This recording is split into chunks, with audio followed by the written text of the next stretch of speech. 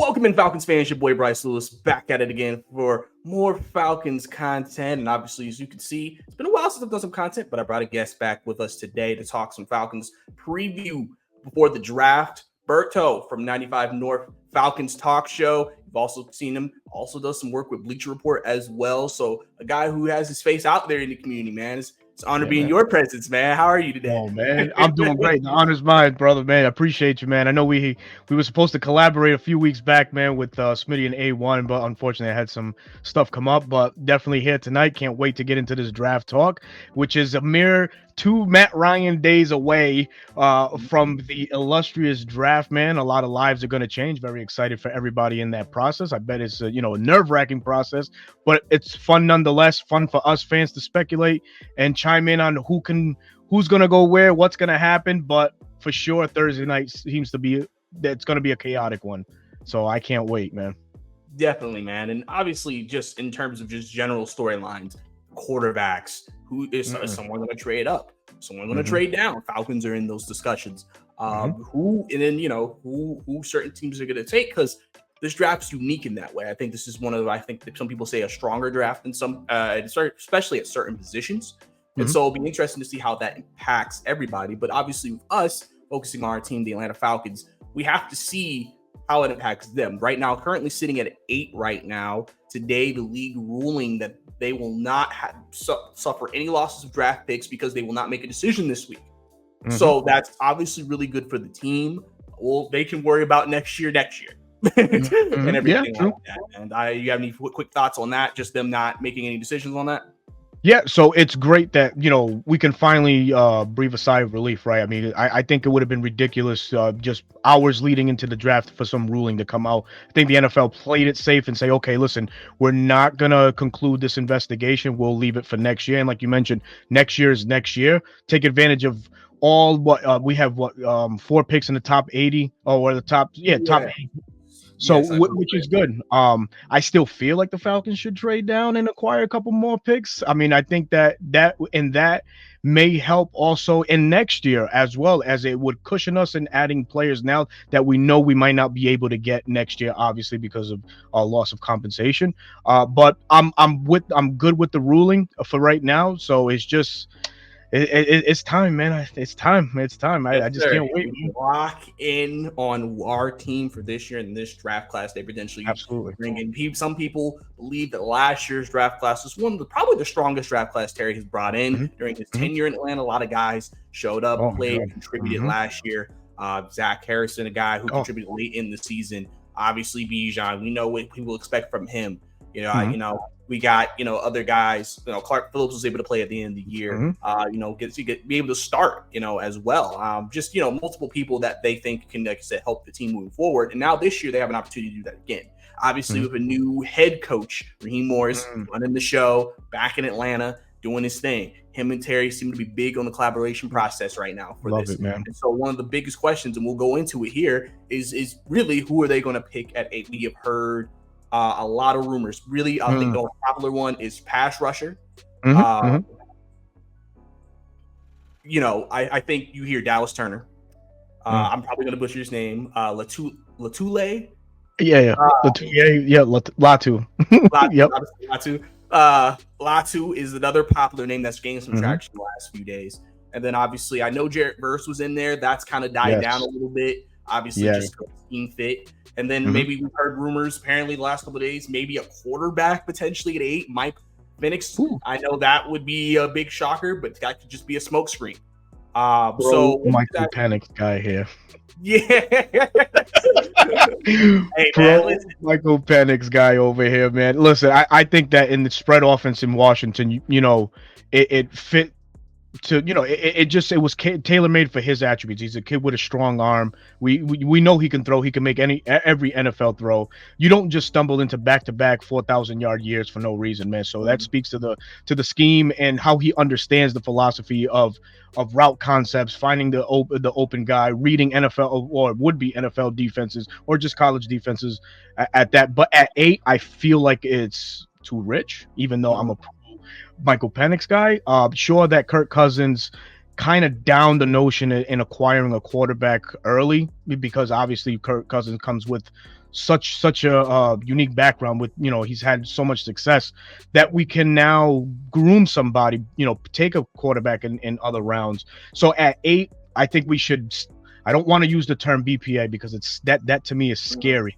BPA could be so many things. BPA could be a wide receiver, and I'm sure that this fan base will riot if that happens again. But there's some that would want that. But as far as the quarterback at 8, no, I view that as pass rush, like you mentioned. We need to rectify that finally. It's been 12 years since John Abraham suited up for the Atlanta Falcons, and you want to say possibly that's the last time we've had somebody, strike fear in the hearts of opposing offenses as a player, just one player, one dynamic player, changing the entire philosophy on how an offense has to do it, because he was accounted for on every play. We need a guy like that, right? So, but the question is, does this draft offer a guy like that? You mentioned a guy like Dallas Turner. Sure, ultra athletic, a freak athlete at that edge position, but is he the scheme fit for the Falcons? Sure. For me personally, man, I think we can look elsewhere. I don't view him as edge number one. I've seen his tape. It's a kid that relies too much on all those God-given abilities that to me, just doesn't scream a pure football player. If anybody to me screams pure football player at 8, is Lateu Latu, UCLA pass rusher, man. A lot of folks say, he was the diagnosis was there, medically disqualified in 2019 with Washington. But if you look at his track record the past 2 years, man, clean bill of health, man, was active for every game for the Bruins, had 23.5 sacks, 5 forced fumbles over his career, 2 interceptions, if I'm not mistaken. I think he posted 13 sacks last year. That's a well-rounded defensive end that can help in the run game and also in the pass rush department, in which we're very anemic still. So, yeah, man, I pick at 8 has to be edge, man. Has to be. Yeah, definitely. And the thing is, just like at 8, we've heard him talk about best player available, but in the pre-draft press conference today that they had, Terry mentioned it's not just best player available; it's best player available for the team. And so I think for me, that means that they're saying, like, listen, like, we may look at need, but we also will look at who is the best player on our board at that time, who will help us the most at that pick. And I think that's why, Latu might be the guy there, potentially. Obviously, I know some people feel like that may be too rich for them because of the medical, because people just don't know. Is he going to have a long career? That's a question we don't know. But at the same time, it's funny. One of my comps for Dallas Turner is that with his skills, he kind of reminds me a little bit of a Jalavion Clowney a little bit. I know that's not a comp. People who have connected to him a lot, but it kind of reminds me of a guy who, when he came out of South Carolina, he was, people felt like, man, he is going to be just a generational pass rusher, and he never ended up becoming that. Now he's still in the league starting, so like his career is not bad by any stretch of the imagination. By that stretch, right? Exactly. It's just he was never the double-digit sack guy.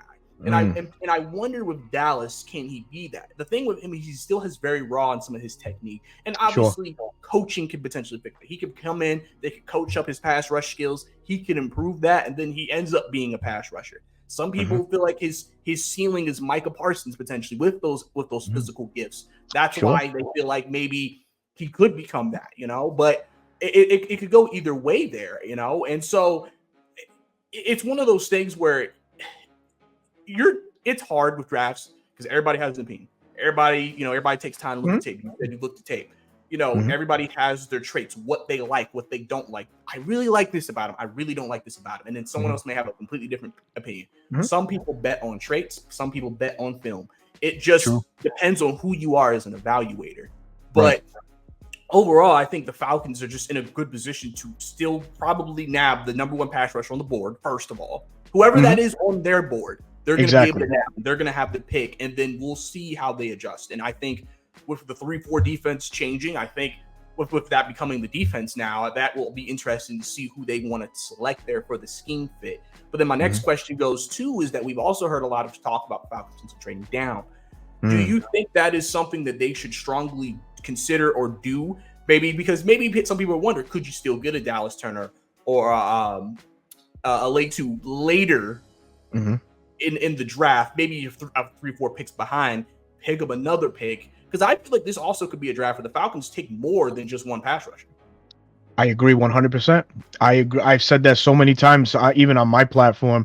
I said I wouldn't be surprised, or I would want the Atlanta Falcons to double dip into this pass rush situation. We did it in 2013 with the cornerback position. It was so weak, and we doubled down. We went Desmond Trufant, I think, 23rd overall, and then we circled right back and took Rocky Alford in the second round, right? And then, of course, those two worked out for as long as they did. And you can kind of say we went back-to-back years too, 2016 with Beasley and then 2017 with Tack McKinley, another pairing that really didn't match right into how we wanted it. So in this draft, there's a lot of versatility in this draft, and versatility is very key for first-year defensive coordinator Jimmy Lake and also Raheem Morris, who knows a thing or two about using these rooks in a variety of ways. Last year, Kobe Turner, Bryant Young, your two leading sack getters for the Rams, both rookies.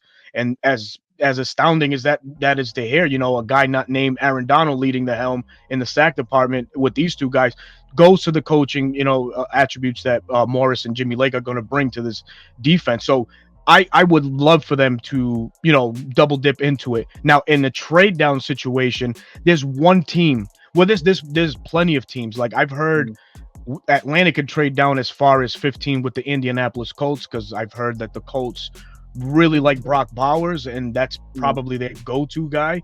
Then I've heard the Raiders are really enamored with Michael Penix, so we can see 4 quarterbacks in the top 10. So, and 8 being that sweet spot yet again for the Falcons. And traditionally, the Falcons don't like to trade down. They rather trade up really and get their guy. They did it a few years back with Arnold Ebiketie in the second round. They did it last year with Matthew Bergeron, trading up ahead of the Saints and Cowboys to go and get their guy.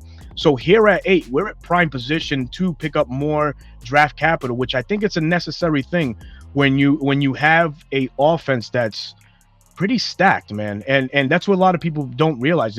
We're good at all the skill positions.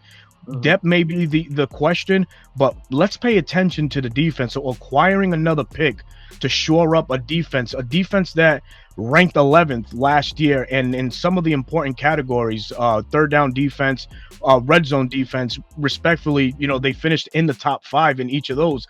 We haven't had something like that since 2017, so it's been a long time. So acquiring more picks and solidifying the defense, I think it's the way that the Falcons should go. So trading down with either said team, the Colts, see what we can get from them. But the surest one will probably be the Raiders, I think, at 13. And with that, we can take their 44th pick, if I'm not mistaken, in the second round. So that would give us back-to-back picks in the second round and just kind of run the table with that. And then, yes, trading down with the Raiders will allow us, now we're put into Lateo Latu category. Dallas Turner, I think, will still be available. Jared Verse will also be available. Hell, even Quinyon Mitchell, a cornerback out of Toledo, might be there for the taking as well. So there's a multitude of ways the Atlanta Falcons could go about capitalizing on attaining more draft capital. I'm for it, man. And yeah, definitely. And I think that's one thing that they have is flexibility. Terry also mentioned in the pre-draft press conference today that they have had preliminary discussions with teams, so they're aware of teams that are interested. But he says it really won't get real till draft night. When people are like, all right, how aggressive are we going to be? What are we willing to give up? Because those preliminary discussions are, okay, well, if we move to this pick, are we still going to be able to get our guy? And this is what it would take for us to move you if you wanted to go up and get your guy, and things like that. It was interesting to see how he broke it down and kind of how they envision things. So it's like they already know teams. If there was going to be a trade, we know who we want to talk to. Some of the that you mentioned may have also been one of the teams that made that call. And I think also, what's interesting is we're saying pass rusher too, but obviously, like you mentioned, Mitchell from Toledo. He's a guy who, because we do need a second guy opposite AJ Terrell who could also be in the running for that. I think that's something that you can't rule out. I've seen that, do we even go defensive tackle that high? I mean, there's been a lot of different suggestions that of people where they would want to go. And then obviously receiver has also been suggested as well, just because, there's a lot of talented receivers in this draft class. So there is. The Falcons have a lot of options, and they just have to figure out what's the best one for their team moving forward. It seems like they're on a united front, almost like they may know who they would want to get if they stayed at 8. It will when you'll see when that night comes, if anything happens, is someone really desperate enough to trade up into the top 10 and try to get the guy they want, and then we'll get some extra ammunition potentially as well now to make maybe other selections to fill other needs down the line. So then that brings me into the next question of, going back to the cornerback spot. Obviously, I view the Falcons looking at round 2 as kind of that draft round for them to make that selection. I've heard guys, Nate Wiggins from Clemson is a guy I've heard. Kamari Lassiter, a guy who they said could be late first, maybe early second. Maybe Falcons could trade back up into the first round if they make a trade down. Absolutely. Maybe try to get one of those guys. Kool-Aid has been another guy from Alabama. There's also a lot of corner options there. I don't know how much you've looked at the corners so far. Is there a particular guy that you would really like or you think would really fit with what they want to do opposite AJ? Yeah, I like TJ Tampa out of Iowa. If I can give an on-spot comp to him, he reminds me a lot of Jamel Dean of the Tampa Bay Buccaneers currently. That just long-statured corner with good straight line speed. It's a good cover corner. He's a guy that I would run to the board if he was there still at 44. When we pick in the second round. Another one that I've been really, really high on and just watching a lot of is Ennis Rakeshaw as well. 5'10" corner, scrappy young guy, hip to hip corner. And he's one of those corners that he doesn't care who's the ball carrier. He's sticking his nose where it doesn't belong. So you want that sort of physicality in your secondary. So those two guys come to mind. Oregon's Kyrie Jackson, and another one. He's more of the physical out of the two that I just mentioned, but very tall in stature. I think he's 6'3", 6'4", 210 pounds. Ran a decent 40. You want to build a physical secondary, and really those guys that I mentioned, or whomever they elect to choose, I have so much confidence in Coach Gray, to go ahead and lead these guys in the right direction. The Falcons had a very, very tough, solid secondary last year, with AJ, and then a revolving door on the other side with Jeff Okudah and Clark Phillips. We saw him come in. We saw at the end Hitman Helms come in and unseat Richie Grant as well. It helps that we have Jesse Bates. So, to the corner question, Ennis Rakeshaw would be one guy. TJ Tampa would be the other guy for me if they're still available in the second round. Yeah, those are definitely solid selections. And obviously, I always say anybody from Iowa, man, you're getting them well coached out there, man. You're getting them well coached. Hey, man, we can get Cooper, man, bringing back the white corner, baby. Yeah.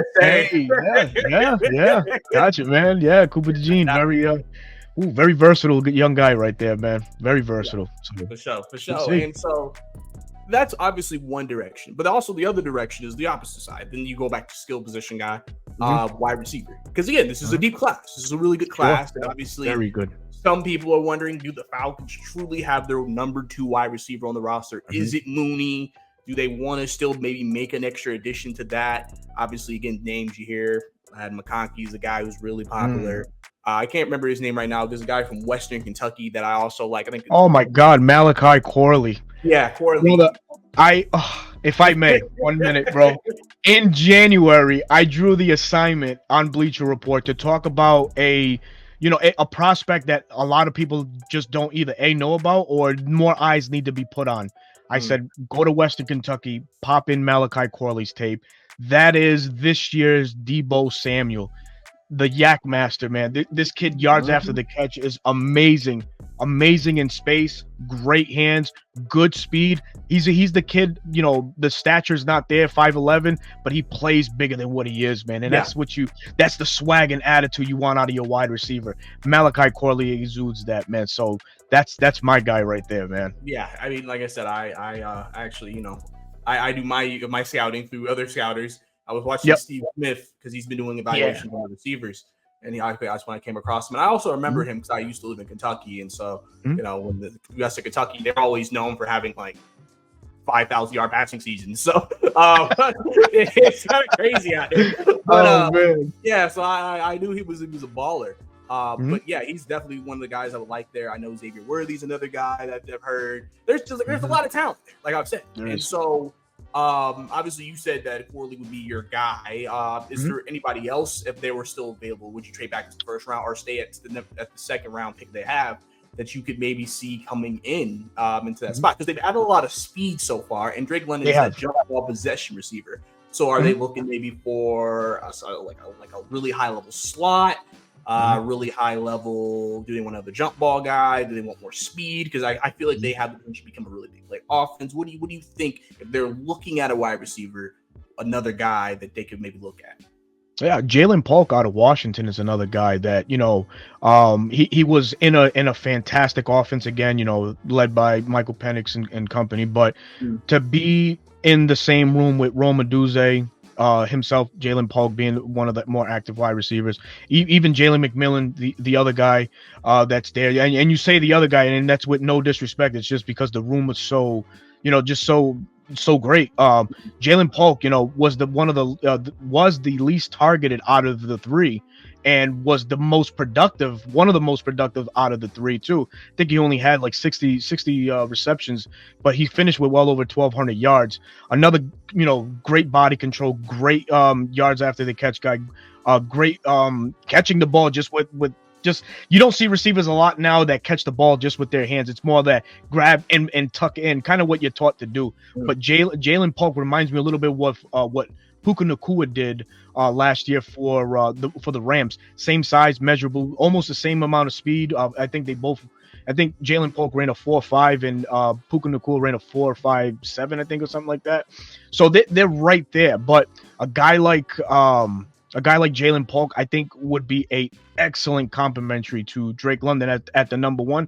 And you can kind of say that super slot can now go to Darnell Mooney. Darnell Mooney he's no slouch, man. He's cut his teeth in the game. He has been very productive. It's just he suffered from the Kyle Pitts situation with bad quarterback play over the past couple years. But let's not forget that Darnell Mooney, his rookie year, went for well over 1,000 yards, and he was doing his thing, making his name for himself in the NFL. But now with the Falcons, hopefully he could just explode on the scene and just be that extra complimentary piece to everything else around him. But Jalen Polk will be my guy if he's still there in the second round and the Falcons on the board have him as one of their needs. Why not? I would not be upset if that was the case. Yeah, and I definitely understand. Washington had one of the best talented wide receiver rooms in the country, so it feels like you can't go wrong going with a guy there. But yeah, me, I'm a big lad guy. Just because I feel like even though he can play outside, he'd be a really good slot. I mean, you have Rondale Moore too, so it'd be interesting to see how they use him. I liked him a lot coming out of Purdue when he came out a few years ago. But there's definitely, like I said, a lot of receivers there where it's like it really doesn't. It feels like it's like a strong class where you can find the right guy and bring someone in for competition, bring someone into play, and potentially could be your number two guy moving forward in that situation. Now, obviously, we mentioned earlier about the Mike Penix thing. There have been questions, even with the Kirk Cousins signing. Do the Falcons still look at quarterbacks? Do they still take a guy? Because they say next year's class is off. So I'm assuming if you ain't taking one of the top guys, is there? It's funny because I bring up the Desmond Ridder draft because I said that draft was terrible. Oof. And we took him to the third, but I mean, I remember there were debates of Kenny Pickett or Desmond Ridder was QB1 in that class. Yeah, true. Very true. And so, do the Falcons want to take another chance next year in a bad QB class to see? It feels like this maybe would be the class to get a guy. Obviously the question is how high should he go? Should he be a day 2? Should he be a day 3? Guys, you hear Spencer Rattler. Some people, Joe Milton. Some think take a try flyer on Jordan Travis. You don't need him to play immediately. Maybe let him rehab, let him get right. Could be a potential guy. Just to name a couple of names. I've heard Tulane's Michael Pratt. He could be a guy as well. Again, Kirk Cousins is essentially on a 2-year deal, essentially. Right. So do you sense or do you think the Falcons should go QB at some point in this draft to think about that future for that position? I 100%. I feel like they should, and like you mentioned, next year's draft class, in the QB room, in the QB world, right now it could be premature, but on paper it just doesn't look all that inspiring right now. Which allows us to make those sort of comments. But in this year, sure, it offers you guys that you can sit down behind Kirk Cousins. Yeah, sure, Kirk Cousins was brought in here on a 4-year deal, but like you just mentioned, it's really like a 2-year deal. But his contract also gives you the flexibility to go ahead and still revisit with Kurt in year 3, allowing the would be future QB to go ahead and develop. You brought up some good names, right? Jordan Travis is very intriguing. He balled at Florida. If it wasn't for that ankle injury, he might be etching his name up there with with some of the Heisman guy there, Jaden Daniels and stuff like that, as far as throwing yards and things of that nature. So he's very intriguing. Michael Pratt out of Tulane, another quarterback that's very intriguing. So these guys that I just mentioned, you rip a page out of what Green Bay did with Aaron Rodgers and Jordan Love, and you just allow your Jordan Love to sit down and learn from a guy like Kirk Cousins, what it takes to be a better professional, how to break down film, how to view defenses, study defenses.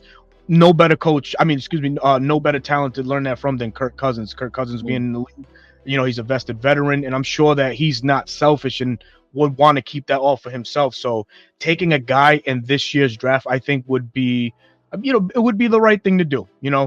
We all know that Taylor Heineke's not the future by any means. So he even needs, some competition in that breath. We only have two QBs currently on the depth chart. So bringing in a guy, absolutely. And those guys that you mentioned there, Michael Pratt, Jordan Travis out of Florida State, Spencer Rattler, maybe. Maybe he kind of. Spencer is really popular on a lot of people's boards. I think he has. It's interesting living in South Carolina now and talking to people here. Yep. A lot of people felt like South Carolina had one of the worst offensive lines in the SEC, and so you saw that. But you've also seen what people love. Remember, 2 years ago, there was a time where people thought he was QB1 in a draft. Absolutely. If he would have declared, oh boy, his on count is considered high level. Yeah, Xavier Legette this past season, they had a great QB wide receiver relationship. So he's always he seems like the most enigma quarterback out of all of the ones in that middle tier, because it's like people feel like he has those starter traits. Like he might be able to be that guy who Jake in the 3rd, 4th round, and then he's a starter for you just because of the potential talent there as well. So it was interesting that you were kind of like, I don't know about it. Yeah. To me, you know what it is, as you view tape and you see it, and then, but it's also, you hear the crowd noise, like Desmond kind of reminds you of that. It's like, no, he doesn't remind me of Desmond. So get out of here. No, let me look at the tape. Let me just look. The kid has really 180 since he left Oklahoma. He's really settled down in South Carolina, and he's made a name for himself, man. He's etched his name and into the draft conversation as that possible day 2, day 3, guy to be drafted, and that's okay. Some of the guys that you get in later rounds like that, especially the QB spot, play with that chip on their shoulder, and that I'm gonna prove to everybody that you made a mistake, a la what Tom Brady did years ago, being picked 190, whatever he was, in the 6th round, and fast forward and look what you have now. One of the greatest of all time. So sometimes if the Falcons see it in Spencer Rattler enough to say, okay, this kid has the moxie, the grit, he'll come into a better situation now where there is an established QB coach, and our new offensive coordinator, Zach Robinson, also is a QB whisperer in his own right. We can get this kid right and get him to buy into our program. So sure, if he's the selection, in the 4th round, if available, sure, why not? 3rd round even. 3rd round. We have 2 picks in the 3rd round, so either one. Yeah, and I think too, I talked about this earlier this offseason with the quarterback coaching room. I mean, they hired like 3 assistant QB coaches. Yep. TJ Yates went back to his natural position. Robinson. Like it's like there's a lot. Like clearly they said, hey, we're not gonna just sit there and not give our QBs no coaches. Like we are going to give him the support. I've always said, even if they drafted a rookie quarterback, this was a great situation because they just the amount of experience they have in that room to help coach, help guide, help nurture the guy so he can improve. It's not one of those things where it's like he's got that one voice in your ear and just kind of like, okay, I guess this is what they want me to do. So definitely a potential move that I also could see potentially happening. It'll be interesting to see if they do, and even if they're aggressive to maybe get a guy, if there's somebody they have circled as like, this is the guy we want to take later at that position for the future. Yeah. But so now I'm gonna talk about a position nobody really talked about because it's not really a position of need, but there is an interesting hole now at the spot. Our third running back position. Okay. Our third running back position, obviously, Cordell Patterson has moved on. Yeah. Right? Obviously, Bijan, we have Tyler Algier. It's not a big need, but I don't know what the philosophy is going to be under Zach. I don't know if he's going to be still run heavy. I don't know if he's going to be more pass. I mean, you have Kurt, you have weapons. He may be more pass, so they may not even mean anything. You have Avery Williams coming back from injury. Obviously, we know him mainly as a special teams guy, but because he's good there. And then you have Caleb Hunley, who also is coming back from injury, who could potentially be someone they bring back. Do you see Falcons maybe at all? Obviously not day 1 or 2, but maybe day 3, dabbling at that position, because it feels like one of those positions you could never have too many running backs. I know Carlos Williams Jr. I think last year was someone who impressed in camp. Obviously didn't Washington, Carlos Washington. Washington. Okay. Yeah, he didn't make the team, but I mean, you had 3 running backs the last. Well, you only had it for like a year, but you had 2, and then now you have 3, and now you're back to 2. Do you think that's something they let's try to get some, because especially too with the way they may want to use Bijan, maybe the way they want to use Tyler, and then also Tyler has to have contract discussions in the next year or 2. Do you start thinking about do we go ahead and draft a guy and just have him in and really like him? Because the thing is interesting is that they usually, before Avery got hurt, had 4 running backs on the roster because Avery does do special teams. I don't know if they're going to keep that same philosophy with Raheem. So, Avery's job may, obviously, just the nature of the league could be in danger just because of that. And they got Ray McLeod. He could do special teams too. Sure. So what do you think about that running back position after Bijan? I've done shows and that's been a topic of conversation. What do we do with the third down back? Do we need that, that special gadget guy, or do we need just another pure runner? I'm like, I think a pure runner would probably be best suited for the offense. Like you mentioned, we don't know how we're going to utilize Bijan Robinson, and the way the Rams utilized Curran Williams last year, their lead back, they used him in a multitude of ways, very successful at that. They put him in excellent positions to succeed at all times. So could we see Bijan transition more into that that James White style running back, catching more balls out of the backfield? Possibly. You got to utilize that explosion at all times on the field, leaving a more traditional 2-back set where now it's Algier. And if you want to circle back into those later rounds, a guy like Rashawn Ali out of Marshall, he's an intriguing prospect. He's a big, bulky kid, man. He's a one cut and go type guy. I know he's coming off an injury, that really hindered him. So, him reevaluating, not reevaluating, but just re-imaging his draft status and stock. I think he could do something for the Falcons. Isaac Garano out of Louisville, I believe it is. He's another running back, that could definitely do something. The young man out of Michigan, Crom, I think is his name. Blake Corum. Yeah, Blake Corum. He's another one. So you got 3 guys there that can probably come in and and just battle it out with Tyler Algier, as you mentioned. The contract situation probably will be visited after next year. So yeah, I wouldn't be upset nor surprised if the Falcons elect to circle back, and either one of those guys I think they will be available in that 4th, 5th round range. So if they wanted to bring one in for that, absolutely, by all means, I'm with it, man. Sure. And I'll throw another name out there, Ray Davis from Kentucky, also. Well, Ray Davis, yeah. Could be a guy. He really took off at Kentucky. I mean, obviously you're at Vanderbilt, you're not going to get that, No, right. But he's there. It's just, he went to Kentucky and he really became one of the best backs in the SEC. So he's the guy who definitely could be also another pick, one-cut guy who gets downhill. So it was just an interesting discussion just to see, where, if that's something they would visit and everything like that. Obviously, with them shifting to a 3-4. I know some people have mentioned defensive tackle. Very touchy. Eddie Goldman is back right now. He was, he's a bigger guy, Mhm. but we don't know what's going to happen. If Calais Campbell comes back, when you think about the D line, you're saying you got Grady, you got Grady, you got David Onyemata. Yeah, Yeah. Him too. Yeah. You still Taquan got Graham. Tyquan Graham. You still got Zach Harrison. You got, like I said, Goldman. And then you got also, like I said, you bring back Calais. You got him. So you feel like, okay, there's a pretty good room here. There's a pretty good D tackle room here, or a D line room here. And so, and I know people have maybe mentioned, was it Murphy from Texas? Was that his last name? Yes, Brian Murphy. Yes, they've mentioned him. Obviously, he had some off-field stuff, so people wanted to make him drop. Because obviously 3-4, you want the big defensive tackle. Do you? It's interesting because there's so many directions they could go in day 2, day 3.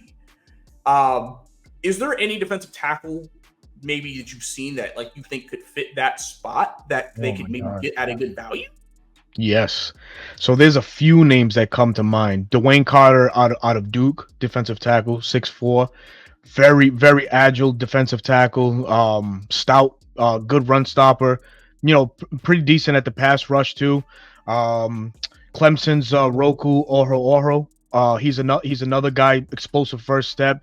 Lived in the backfield. He's another guy, and these two guys that I mentioned, they're not your traditional nose tackles, but I'll explain why this Falcons team might not need a traditional one, but it would make sense under 3-4.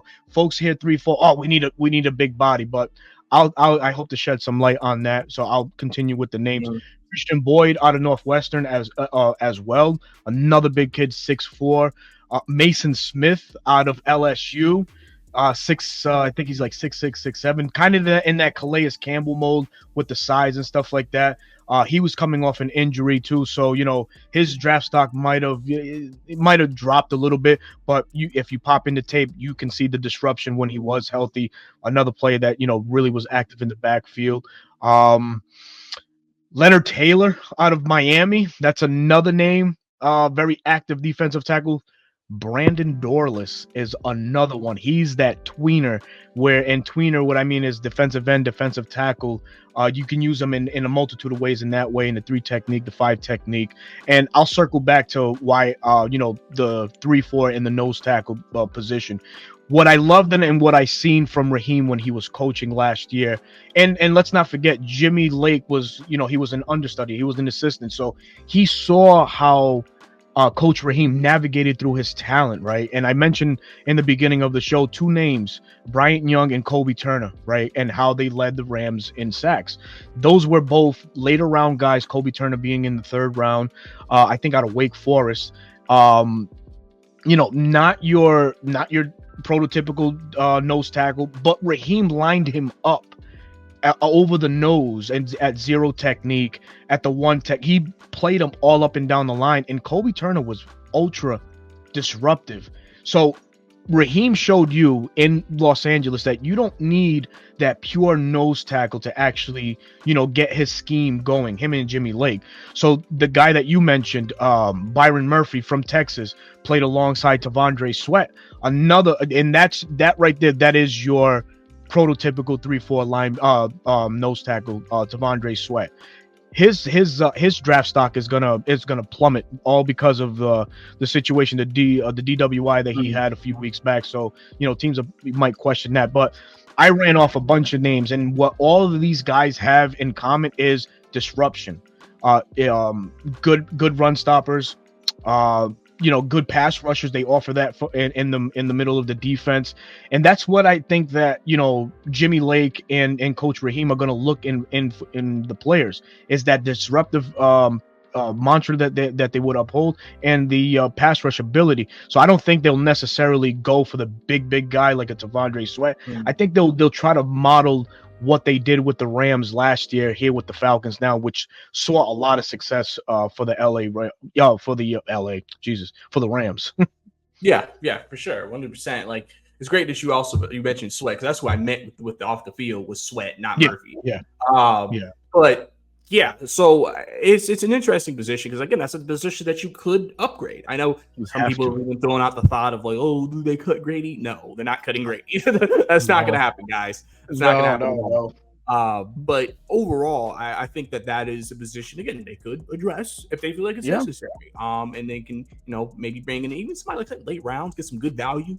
Maybe somebody who can really turn some heads in camp.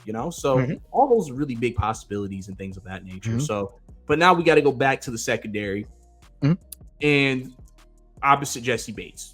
That's I think another big question. DeMarco Hellams played well. Don't know what his ceiling is as your safety next to him.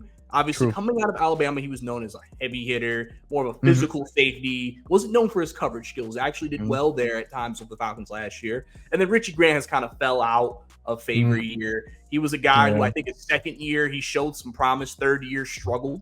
Could have been schemed. Could have. I don't know. I think he's played a lot of zone that may have protected him. Too much. Where, obviously, that changed. And so that may have exposed him a little bit more, especially because he was guarding more tight ends. And now people are like, okay, so who's going to be opposite Jesse Bates? Because you got your all-pro, but you want to have that duo guy next to him. Who are some safeties that you think the Falcons could look at? Again, I don't think that'll be a day one or maybe even a day two, maybe. But maybe day three. Maybe day three. Is there some guys maybe you could see them bringing in for competition there? Yeah, Malik Mustafa sticks out to me. Malik Mustafa, I think he's Wake Forest or Purdue, one of the two universities. I get them confused. But Malik Mustafa is a guy. Even in Georgia, Tyke Smith is another one. He's like a Jesse Bates in the ball hawk department, so to say. He did really good as in coverage, and that's probably where the Falcons were leaned more towards. It's having somebody that can come in the box and also draw some covering assignments, and there's no misstep in their game. And Tyke Smith showed that he could do that in Georgia. So if that's probably my two best guesses right now, Malik Mustafa, Tyke Smith, and Tyke, I think they will both be there if we're talking day two, third round, fourth round.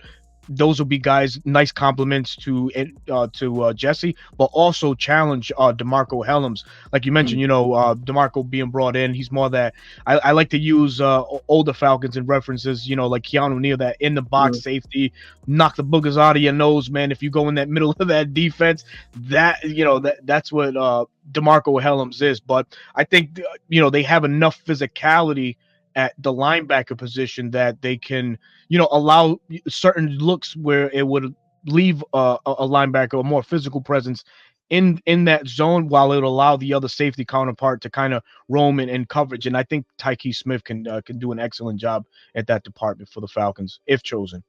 Yeah, and I think, like I said, I don't know if they're going to find someone I think that's going to start immediately. I definitely see that as a competition position.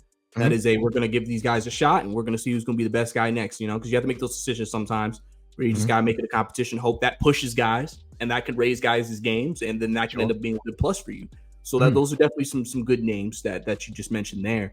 And I think what's interesting, too, when you just talk about the defense as a whole, especially that linebacker spot, you feel like that's a position maybe in terms of starters of a strength. I know depth was a question. Troy Anderson's back this year. Obviously people are waiting for him to break out. A guy who came out of Montana, really raw prospect, extremely athletic.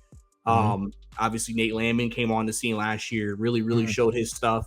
We know what Caden Ellis can do. And I always said the thing about this 3-4 defense that's interesting is that, remember, people forget Caden Ellis was kind of a primary pass rusher-ish in New Orleans. So I definitely see him playing the other pass rush because he did that. And he had 6.5 sacks. And last year they used him more as like a linebacker-ish, and he did well there. So he can kind of do everything for you. I think that other spot will be the interesting spot. Obviously, we talk about pass rushers because they could be both. Like a lot of the guys in the draft are thinking about Turner and Latu could both stand up and rush to their end. You still have Ebiketie, who could potentially be also at that spot. It could also present competition there. So I think that position as a whole is fluid. It obviously depends on what they want to do with Troy Anderson, I think, as well. Because some people want to maybe see him more as a pass rusher. Oh, boy. It allows his athleticism to show. But I feel like they're going to put him in there with Landman, which, again, 3-4, I mean, that's just base defense. But, 3-4, Landman, okay, really good run stopper. Troy, really good. He can improve in space and coverage, but obviously can eat up a lot of ground.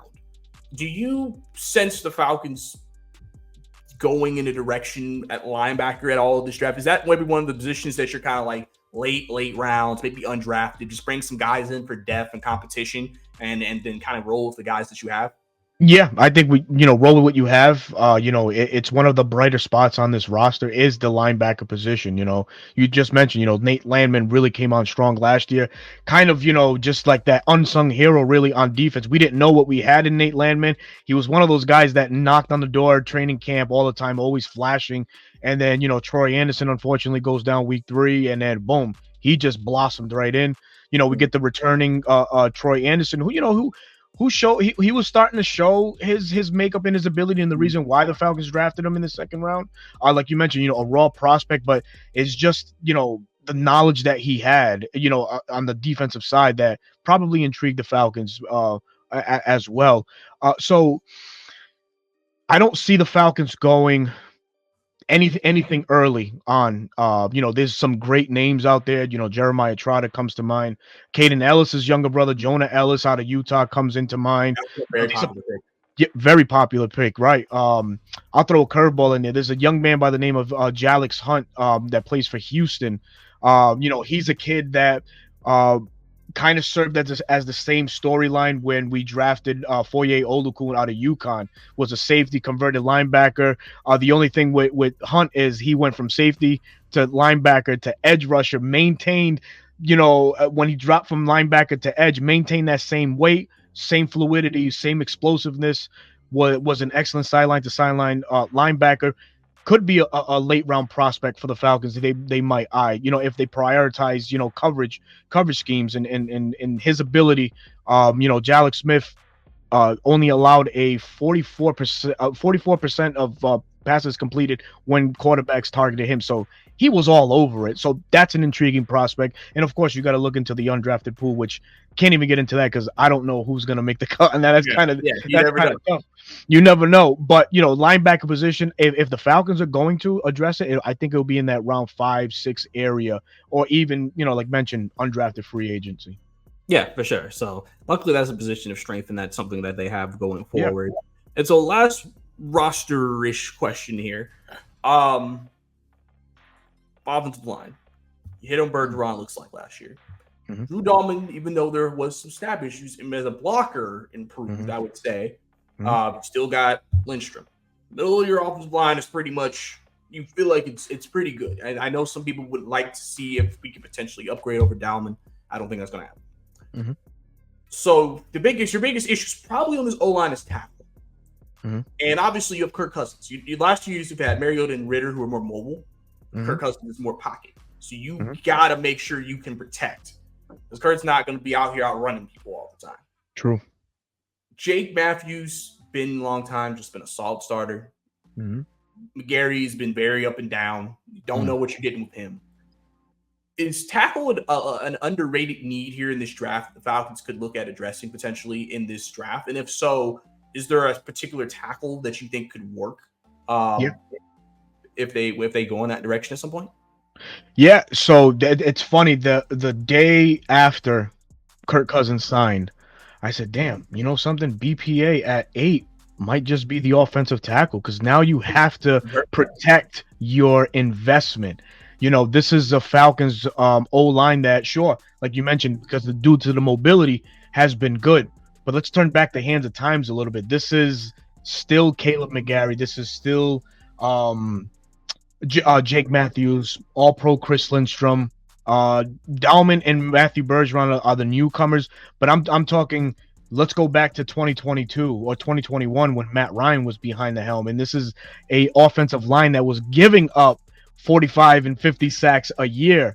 Now you kind of go back to that same statue with Kirk Cousins, not the most athletic guy, but it is coming off of that Achilles. So you start to wonder, all right, you need to max protect a lot to get this guy to run your offense the way that you want it in year one. So do you invest in the offensive line? Yes. And short answer, yes, man. Is there a tackle out there? Like you mentioned, Jake Matthews is the Iron Man of this group. Caleb McGarry is kind of the turnstile of everybody there. I would look at a guy like Tyler Guyton out of Oklahoma. He had a solid Senior Bowl, has been talked up really good. Could be a foundation piece at the right tackle position. The thing that we have going for us is we have good coaching, and Dwayne Ledford leads the helm in that. Our O-line coach, you saw what he's done with Matthew Bergeron. You've seen the development of Chris Lindstrom. Yes, we spoke lightly on Drew Dahlman, and how he has elevated some of his attributes, but there's a little bit more desired out of his play. But at right tackle, I think that's probably the area of focus. If we're gonna max protect or ask these guys to drop a little bit back, McGarry's the liability there. So a guy like Tyler Guyton can help out in that area. There's a young man, he's the bloodline strong, and he's cousins with Panay Sewell. I think his name is Kingsley Suyamata. Is he out of the University of Kentucky is the other question, but he's played right and left tackle, probably better suited as a right tackle in the pros, and probably a guy you can come in and, dare I say, he might push Caleb McGarry, for that starter spot, man. So those are two names to keep an eye out on, Tyler Guyton out of Oklahoma and Kingsley Sayumata as well. Yeah, definitely, and because that's important. Like I said, you're gonna have to obviously. Zach Robinson may change an offense, maybe more quick passes, just help quarterback out. Kirk can do that. But if they want to do big plays, obviously you want to make sure you're protecting him. Obviously you want to make sure he's upright, and because Kirk Cousins, we've seen against clean pockets, he can light you up, and that's why they brought him in. They brought in a guy who they can give him big plays in the offense, and so that's a priority to make sure he's protected. So obviously that's a big deal. But speaking of quarterbacks, man, yesterday. No, number 2, man. Hung it up officially. Signed a 1 day with the Falcons. Matt Ryan. Matty Ice retired. He is now waiting to be eligible for the Hall of Fame in 2028. Can you just talk about, Matt Ryan, who has a guy who, very just polarizing in the Atlanta fan base. Came in at a dark time for the franchise. Came in after the Michael Vick stuff. Immediately started winning games. He was never perfect, but I mean, he gave MVP, a Super Bowl appearance. Just gave us some really good memories. Can you just talk about Matt and what you feel like his impact for this on his franchise has been? Yeah, just the consummate pro, pros pro, professional. The model of consistency. What can't you say about Matt Ryan? He was just, for me, he was all that, man. Like, I've been a Falcons fan since 1999, so pre-Vic era. Then, I was allowed to watch, the Michael Vick era, and, brought us a lot of exciting times, the oohs, the ahs. He really, revolutionized that position. And then we went through these dark periods of a Joey Harrington, a Chris Redmond, a Byron Leftwich, and then bam, Matt Ryan was here, and it was like, man, he showed us what it was, to want to watch a game also on a Sunday, because you knew that if number 2 was back there, 9 times out of 10 we had a chance to win that game. And early on in his rookie year, we didn't expect much, but boy, he got us to a playoff, man. And in just his first year, the first pass off rip to Michael Jenkins on a post route, you can't script the stuff better than that, man. And just how he grew in that position, the great professional that he is still, man, I could gush over and over and over him, man. I really enjoyed my Falcons fandom became that much deeper and rooted in during his time in Atlanta, man. So that 2008 draft, I'm glad it went the way that it did. I mean, there was the Jake Long conversation, there was the Glenn Dorsey conversation, the Vernon Golston conversation, but I'm happy that the Falcons, stuck with Matt Ryan, and he brought us a lot of great moments, man. Sure, the Super Bowl, of course, it is what it is. But we were able to say that we got into another one. We was able to experience that, but that all couldn't have happened without Matt Ryan, man. So yeah, good luck to him. I wish him nothing but the best. Thank you for all the memories, because there were a lot of memorable moments. The comeback kid, he was labeled on from an early age, man. Like I mentioned, man, you always felt like you were in the game when Matt Ryan was there and playing at his best, man. Yeah, for sure. And it's funny. I actually it's funny. Sorry, I always said the first time I actually watched the Falcons like Mhm. seriously was because I was a little bit of a late bloomer in football. I guess I was '07. It was the Vic year. Mhm. That was the dark year was my first year. Mhm. Um, so but because I remember watching on the news and all the Thanks for stuff, staying around, man. all the coverage. It was funny, but I felt like there was a connection to the city and just wanting to be good, and they drafted Matt and everything that Mhm. happened. So he's a guy who, like I said, came in, worked hard, and Mhm. really all he wanted to do was just try to be the best he could Yeah. on every given day. He wasn't, he wasn't like a diva. He didn't have that personality. He just wanted to work and do what he could to try to help them win games. Mhm. And he also gave the Falcons like really the first established quarterback for, like they always say, you get to draft your quarterback, stay 10, 12 years. Mhm. Matt was able to give you that. Matt was able to give you that long term. He was basically what quarterback through the entire 2010s. And the Falcons didn't have to worry about position for a decade. And Mhm. so, and then now going through two quarterbacks the last 2 years, it's Yeah. like, man, it's like we miss having that consistency. And Yeah. obviously, yeah, Kurt, he's not gonna be here like super long, but Yeah. like, maybe can provide us some good play and hopefully maybe even compete for a Super Bowl. But uh, his what he's done in the city, the community work he's done. Yeah. Like they say, the man can go to East Atlanta and he's fine. He's getting dapped Mhm. up out there. He's just like, Absolutely. hey, what's up, Matt? Oh yeah, bro. Hey, there's video on that, man. Somebody pulled Yeah, up on him and dapped him up, and he was right with it. So yeah, he knows a yeah, thing or two.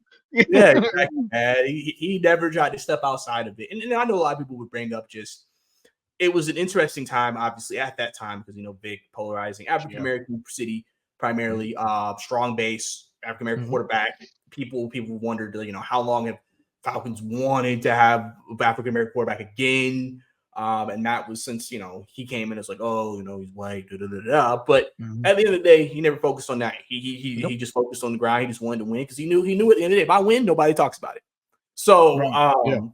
and then did he get unfairly blamed for things at times? I mean, I feel like every team does that to people. Like Of course. it's a team game. There's other things that can happen. We all do. The Falcons did not give him a lot of good defenses at all. At all. But yet, it's his fault that we weren't more successful. Mhm. So it's something that he'll definitely be missed. Appreciate everything, like I said, he's done for the city. Mhm. And we'll hopefully even if it's not first ballot, maybe he can get into the Hall of Fame Yeah. and he could probably would it be our first Falcon quarterback in the Hall of Fame? If he got in, Um, would I he? I, want to say yes. I want to Yeah, say 'cause yes too. I don't think what's his name? Dave Archer wasn't. I don't think he was anything. I keep hearing. I've heard of that name so many times. In Atlanta. Yeah, I Uh, don't. I don't think so, man. I think this would be the first one. I don't think there's Yeah, nobody else. so he could So, definitely make history for the franchise if he was able mhm, to pull that off. So absolutely. definitely appreciate all his contributions for sure, man, and what he has Mhm. done for the community, man. But like I said, man, we've been going almost for an hour here, man, talking Love it, talking man. draft talk, man, talking everything. We'll go ahead and wrap this up, man. Is there any last points? Anything you want to mention? Anything you think would be interesting going into draft night 1, 2, 3, any of it? Just what I'm most interested in is let's see how this Terry and Raheem era kicks off. Everything has been good, and I say good because you look at the press conference, the introduction press conference, and things after that. Them two act like they've been in a room for 10, 20 years, man. They just hit it off. So hopefully, I hope that energy and that connection they just spew it all over the draft and really build a better Falcons team. I mean, not to say that we don't have a good roster now, but I'm really excited to see what these guys' energies combined can filter into this Falcons roster. And yeah, man, just looking forward to the additions, and of course, there's always some drama that unfolds either minutes prior or during the draft. So that's always bait right there. But more importantly, man, just hoping that the Falcons do right and actually get the pieces that are needed. Of course, there's a few holes, and I hope that we get to fill them all.